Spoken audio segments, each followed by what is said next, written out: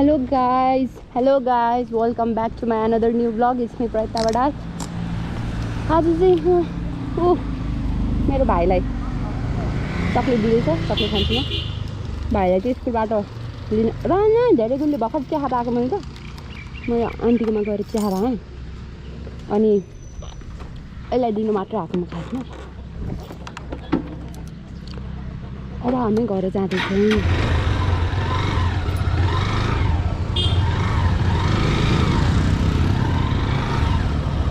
Side light किन बाल्नु भनेर बालिनु। आऊ बस्यौ ल भयो नि सबै कुरो। Let's go.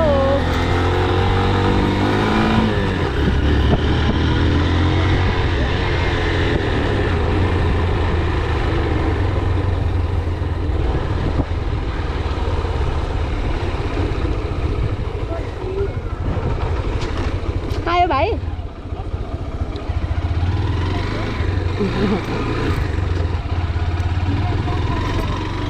सलिम बसमा गयो त बसमा गयो त साथमा जानु पर्छ। यिनीहरूको बस त वहीँसम्म जान्छ होइन, यिनीहरूको बस त वहीँसम्म जान्छ होइन। के हो घुम्न आएको रे, अघि नै आएको हिलको आउँछु घुमेर भन्दै थियो अनि घुम्न आएको रे। यो रङ साइड हो, यो साइड चलाउनु हुन्न नि सानो।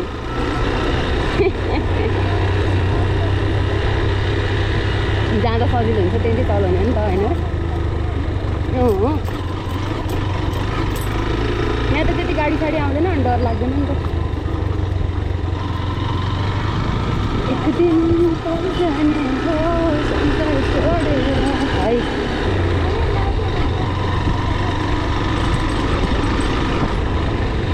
त्यो मुना भुस्ना कति छिर्छ यार मेरो आँखामा कति भुस्ना छिर्छ क्या यार। भाइजरलाई आउनु पर्ने होइन, भाइजरमा लगाउँदैन नि त।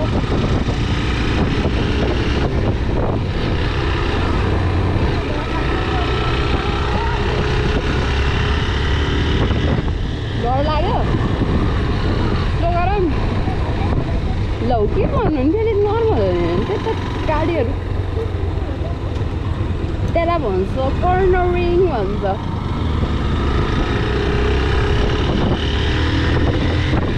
मलाई कसैले ओभरटेक गरेको मलाई मन पर्दैन क्या।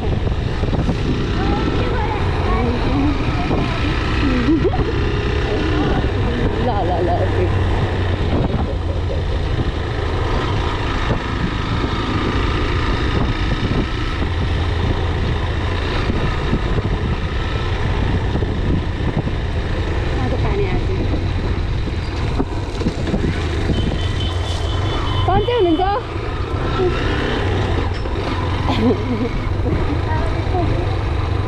ओके भने ओके ल स्लोली चलाइरहेको हिजो त प्लिज हो नि त कहाँ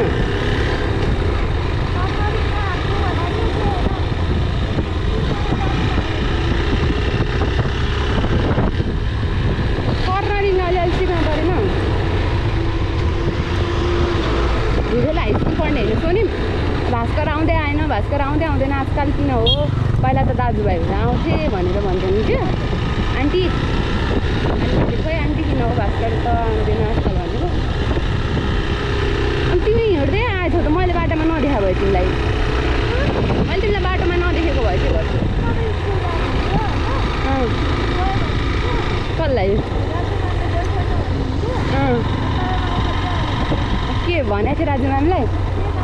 अनि किन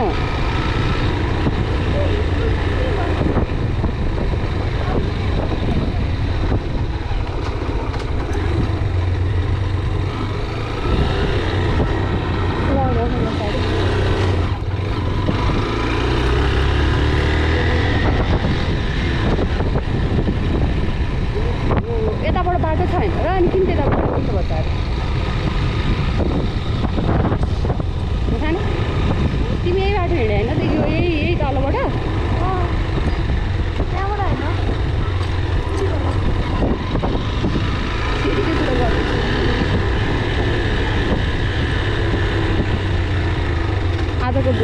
बवाल हुनेछ मैले होइन यतिको त चलाउँछु हौ दिदीले no worries bike is under control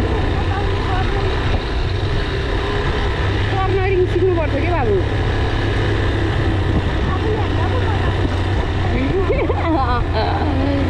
यस यस मजा आउनुपर्छ यस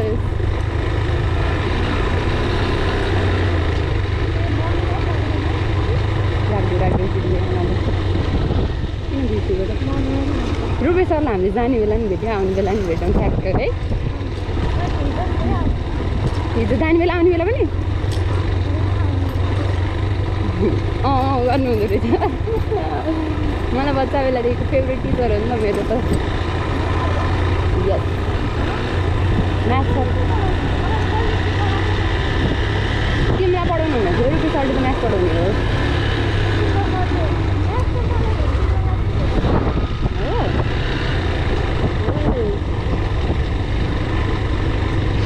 हामीलाई त म्याथ रुबे सरले पढाउनु भएको पोहोर छोड्यो प्रेरणासँग छोड्यो त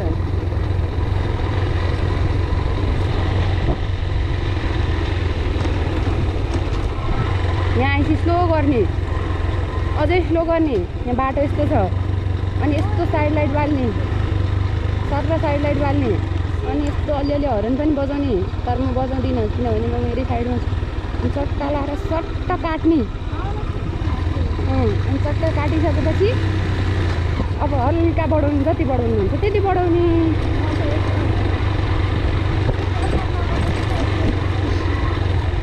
दिदी अलिक प्रोफेसनल भयो नि त तिमीलाई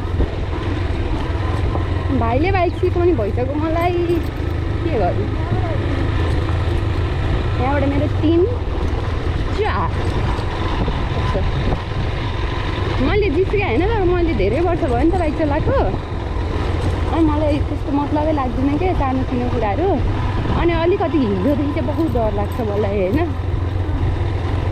हिलो चाहिँ किन हो सबै जान्छ गोडा टेकिहाल्छु हिलोमा चाहिँ पहिले मैले बच्चा बेलामा म बाइक चलाउँदाखेरि मैले बाइक भ्याउँदिनँ थिएँ नि त सानो थिएँ अनि बाइक नभ्याएपछि एउटा गोडा झारेरै चलाउँथेँ कि सिक्दाखेरि अनि गोडा झारेरै चलाउने बानी लाग्यो मलाई होइन ठोक्का हेलमेटमा टक्क ठोक्क दिदीले गियर चेन्ज गर्छ अनि म बच्चैदेखि त्यस्तो बानी लागेको मलाई अनि मेरो गोडा झरिहाल्छ कि केही नहुँदा सानोतिनो अलिकति अनकम्फी फिल हुँदा छ मेरो गोडा झर्छ अनि बाबाले मलाई गोडा नझार भनेर सिकाउनुहुन्छ होइन सिकाउनु त तर मेरो गोडा झर्छ कि यत्तिकै झर्छ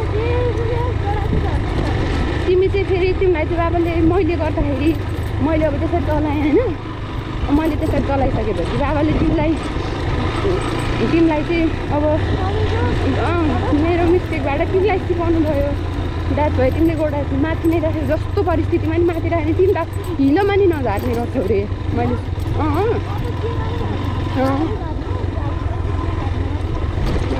बाबा भन्नुभएको थियो कहीँ झार्दैन तिम्रो भाइले भन्नुहुन्छ कि मलाई तर म त अब जहाँ अब यति धुलो भयो नि अहिले अलिक डर लाग्यो जस्तो म गोडा झारिहाल्छु फेरि गोडाले म के गर्ने झारिसक्दिनँ नि त गोडा झरिसक्यो म पुगिसक्छु उता नराम्रो बानी चाहिँ एउटा त्यो छ तिमीलाई अस्ति भयो छैन छैन यत्रो बच्चो बोक्दाखेरि त के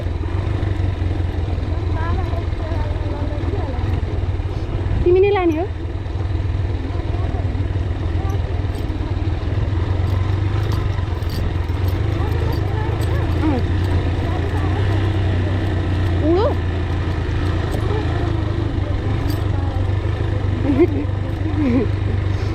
धुलो छ ब्याकअप धुलो छ अनि यसमा चाहिँ अलि ढ्या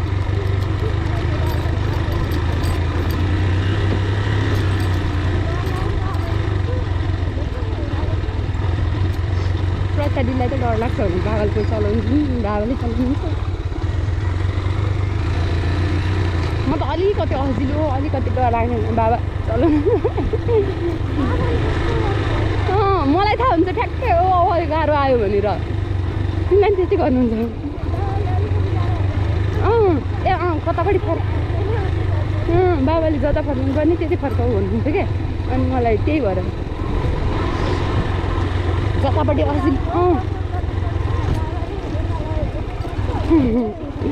तिमीलाई पनि त्यस्तै लाग्दो रहेछ, मलाई पनि त्यस्तै लाग्छ।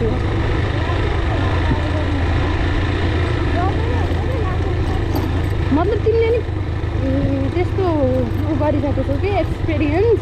मलाई त बच्चादेखिको एक्सपिरियन्स हो। बाबाले अलिकति च्यापिसकेपछि ओहो यो ठाउँ चाहिँ अलिकति गाह्रो आएछ है भन्ने चिज भइहाल्छ क्या। तर यो ढलान गरिसकेपछि बाटो कति ल्याक्स हुनुहुन्छ। हो गुड गुड गुड आउट अनि हातबाजेर बस्नुहुन्छ। हो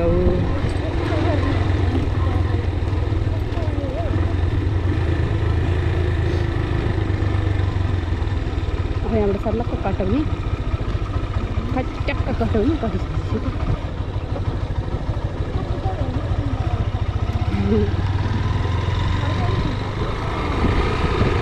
मेरो हेलमेट त लास्टै लुज भयो क्या खानु। एउटा हेलमेट किनिदेऊ दिदीलाई गिफ्ट गरिदेऊ। गर्मी यस्तो गर्मी अझै टोपी लगाएर म थाहा हुनु।